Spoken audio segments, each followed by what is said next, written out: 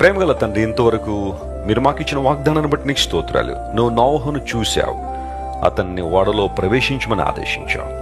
అవునయ్యా, నువ్వు మమ్మల్ని చూసే దేవుడు. మనుషులందరూ మమ్మల్ని గుర్తించకపోయినా మా శక్తిని, మా సహనాన్ని, మా పరిచర్యను, అయ్యా మాకున్న ఆధ్యాత్మిక స్థాయిని మనుషులు గుర్తించకపోయినా నీవు గుర్తించే దేవుడు. నాయన, నీ నీతితో మమ్మల్ని నింపావు గనుక నీ ప్రణాళికల్లో పాలిభాగస్తులుగా ఉండాలని ఆశిస్తున్నావు. ఈరోజు మా ప్రియులు ఎంతమంది అయితే ఈ వాగ్దాన సందేశాన్ని ఆయా ప్రాంతాల నుండి, ఆయా ప్రదేశాల నుండి వీక్షిస్తున్నారో వారందరినీ మీరు ముట్టండి, బలపరచండి. ఈ వాగ్దాన సందేశాలు అనేక మంది తమ స్నేహితులకు, బంధువులు కూడా షేర్ చేస్తుండగా వారిని కూడా మీరు ఆశీర్వించండి. ఎందుకంటే వారు కూడా సువార్త పనిలో పాలుభాగస్తులయ్యారు. అనారోగ్యంతో వారిని స్వస్థపరచండి, సమస్యల్లో వరకు విడుదల ఇవ్వండి.